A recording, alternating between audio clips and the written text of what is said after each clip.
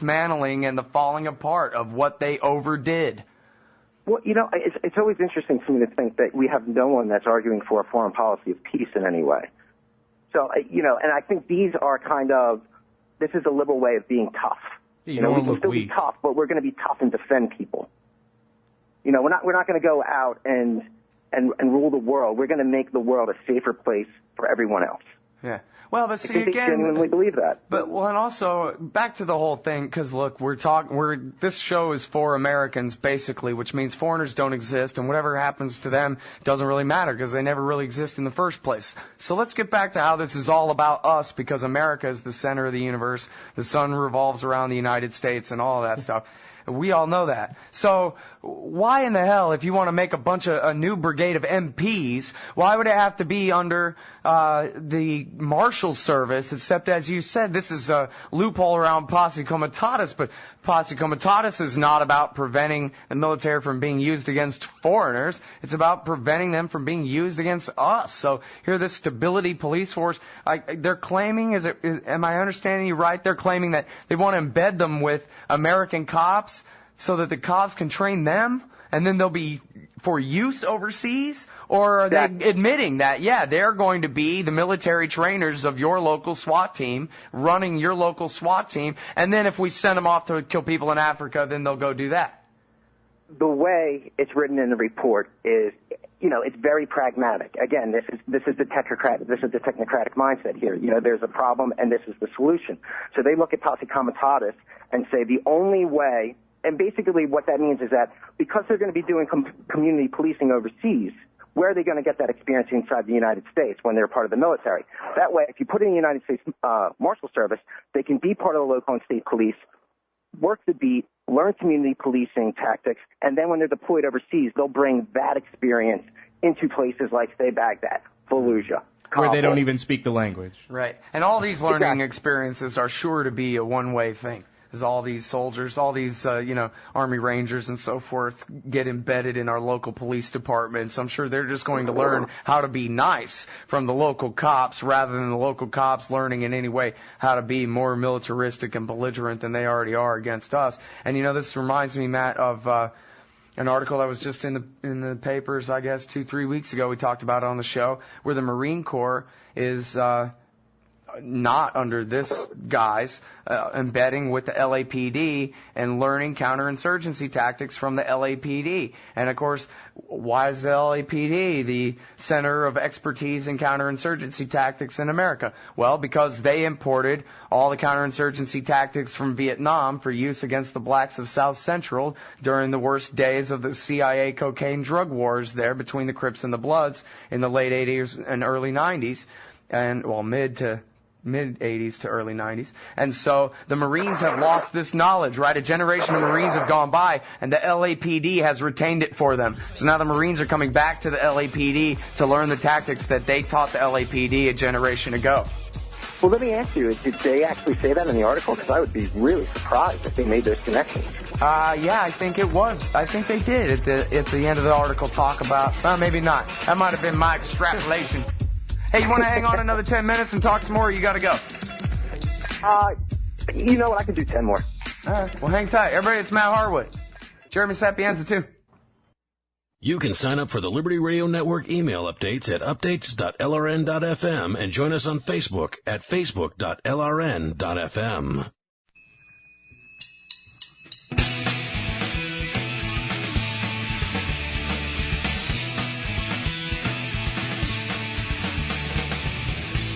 Everybody, it's Antiwar Radio. I'm Scott Horton. Got Jeremy Sapienza, senior editor at Antiwar.com, sitting in the studio with me here. And we're talking with Matt Harwood. He's at truth-out.org.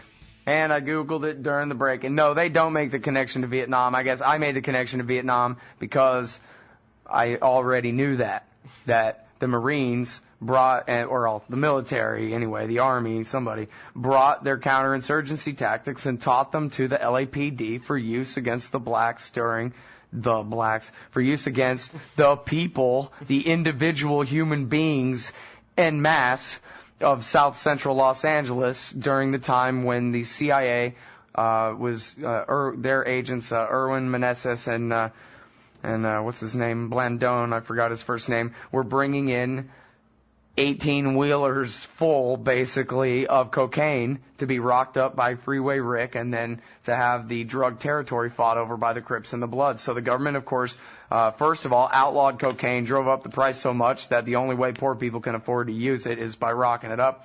And then they make it illegal so that only criminal cartels can control the distribution of it. And then they brought in a huge supply of cocaine because they wanted to pay for their secret illegal death squads in Nicaragua and El Salvador. And so then they had a massive drug war, and they brought in the Vietnam clear, hold, and build and search and destroy and different counterinsurgency Phoenix program type tactics for use against the Crips and the Bloods. And now, with no irony, LAPD to Marines. Fight the Taliban like a drug gang. Learn from us. We'll teach you how to protect and serve is the headline at the LA Times blog. So, no, they don't make the connection to Vietnam, but I already knew that anyway. How much money the are they drug making war is off the of that? first thing that made me hate the state in the first place when I was a kid. Wait, you're telling me they bring in all the cocaine and then they prosecute everybody for using it? That doesn't seem fair. Well, I was actually going to ask you, how much is the LA Police Department making off of that? Oh, who knows? I mean, I'd be willing to bet a third of their budget comes from the U.S. Treasury, although I don't know. But, I mean, that's another problem going on. This is something you mentioned Will Grigg in your article, Matt, and something he's been writing about for a long time is the degree of control that comes with federal subsidy to local police. And there was even a case where someone was accused of damaging a cop car, I think in San Francisco, and the federal government said that it was a federal crime against them and their property because they own all the property of the San Francisco police because they subsidize it. And so it was a federal crime and an attack on a federal cop car, even though it was not a federal cop car. So you see the way these lines go. And now, you know, your average police chief is an idiot. He ain't political. He doesn't know anything about checks and balances and separations of powers in the Constitution and things. And if you asked him, hey, wouldn't you prefer to give up the money and the control and just have an independent little police department like it's supposed to be? He would say, you're crazy. Who's going to buy me my machine guns and my tanks for use against you and your neighbors, Scott? Would be his answer to that, you know? Yeah, I mean, the Center for Investigative Reporting has done a lot of good work on that. Just all the Homeland Security fundings and what state and local police agencies have been buying with it. I mean, I think even one, it was a really weird one. I think it was a rural town, and they got a Humvee, and they actually used it, I think, during for snow removal. To be honest with you. I mean, just really interesting things. Yeah, militarizing Mayberry. That was a report that came out like 10 years ago where, you know, literally there are 18,000 different separate police jurisdictions in the United States, mostly county by county, right? And that virtually all of them now have at least, if not on their person, they have a rack back at the base of fully automatic M16s. They have armored personnel carriers and tanks of every description. And, of course, as we've explained on this show over and over again, it was Waco that opened the door to all of this. The American people love that. That's so cool, man. You send in your tanks and burn a bunch of children to death. Got a 93% approval rating the next day in USA Today. And they open the gates of every military base in America wide open to every police department. Come and send your guys to train with us and learn how to really kill people effectively and earn federal dollars. The war on terror actually had a lot to do with this further militarization of these small towns, in that when they were passing around all this funding for this anti-terror funding, they were dumping tons of resources on these middle of nowhere towns to like protect the tallest grain silo in America from the Al-Qaedas because they somehow would know about it and want to blow it up to demonstrate their power. And so with this money, they're buying all this outrageous equipment that they could literally blow up their own town with. Well, you didn't know Al-Qaeda's eco-terrorists, too? Well, hey, speaking of the end of the rule of law and whatever, they're taking all the so-called eco-terrorists, any like environmental leftist who does a property crime at all, they take them and they put them in these, what's it called? It's the EMC or something, or what is it? I forget the name, the initials, but it's the Special Administrative Unit or whatever to lock them down and keep them from communications. Basically, it would be like if you were holding Ramzi Youssef for trial, this is where you'd keep him. And this is what they're doing to left-wing activists all over the place now. And I mean, you had that for the with life of me, the guy I interviewed a guy about it, and it's escaping. Shack 6 and stuff. I'm sorry? Oh, I'm sorry, guys. No, I was just going to say, I mean, and outside of eco-terrorism organizations, which I guess almost nonsensical, now I don't think anyone's really done anything that rises to terrorist crime. But they did it with the animal extremists, too. They did it with, I believe it's the Shack 6 or the Shack 7. They brought some type of weird statute like the Animal Enterprises Act, and they put them away for many years when it was just property crimes. I mean, they should have been in trouble, but they shouldn't have been leveled with terrorists.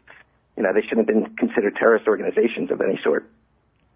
Yeah, it's just a ratcheting up. It's a ratcheting up of everything. And to go back to kind of what you were saying, even if you don't share our politics of anti-imperialism and human rights, just always, learn from history that what we do overseas always tends to come back to us on our own shores. So, right. I mean, hey, that's our slogan at Antiwar.com. War is the health of the state. And since apparently people overseas don't have rights, at least if we make it about us, it's pretty obvious to see what happens to our liberty during wartime. I mean, seriously, go down the list of the First Amendment. Literally, every one of those is threatened but the third, or completely gone by now, except the third, and the third is irrelevant because, as we're discussing, they can just build a garrison right down the street from your house, take the money right out of your paycheck to do it. Yeah, I mean, you went back to drones. I mean, I would think if you're smart, you knew the minute that we saw a drone flying over Afghanistan or Pakistan that eventually was going to be on our own borders. I mean, it's just obvious. Of course. Yeah, and it won't be long before they're not Predators. They're Reaper drones armed with Hellfire missiles, too. Man. What do you want to do? You want us to send cops into dangerous neighborhoods? That's not fair to them. I was going to say, they could have fought the whole drug war with drones. Right. Yeah, they probably would have won if they just adopted Stanley McChrystal's targeted assassination program, you know? Oh, geez, I don't know. I'm not sure what else to ask you except, I don't know, how fed up are you? I mean, I'm always fed up, but I try to stay objective since I got to be the reporter. Oh, right. Yeah, luckily I don't have to deal with that. We can get into it. I can be as fed up as I want. I can rant and rave all over somebody else's interview and get away with it, too. Well, actually, you know what, guys, I can just tell you real quick, though. What was interesting when I was doing this was, everyone was trying to make it sound like it was theoretical. And I was saying, well, is there any movement on this? Of course, Rand wouldn't talk to me at all. U.S. Marshal Service wouldn't talk to me at all. And then I talked to this guy from the U.S. Institute of Peace, Bob Harwood, and he said there has been movement on this. He said that there's been 4 federal entities have put forth plans for this, and 2 of them, he said, are federal law enforcement agencies. He wouldn't tell me what they are. But so it does show this is moving, although he told me that there is no movement from the upper echelons of the government. So he said this is not something on President Barack Obama's agenda. But then again, still, I mean, you have bureaucracies that are putting forth. Yeah. Oh, by the way, it was Communication Management Unit. That was the new speak I was trying to come up with for the prison where if you're an eco-terrorist, you don't get to talk with anyone. That's beautiful Orwellianism. All right, hey, thanks a lot for your time, Matt. Thanks, Matt. No problem, guys. Anytime. I'm sorry for talking over you the whole damn time. Yeah, no problem, man.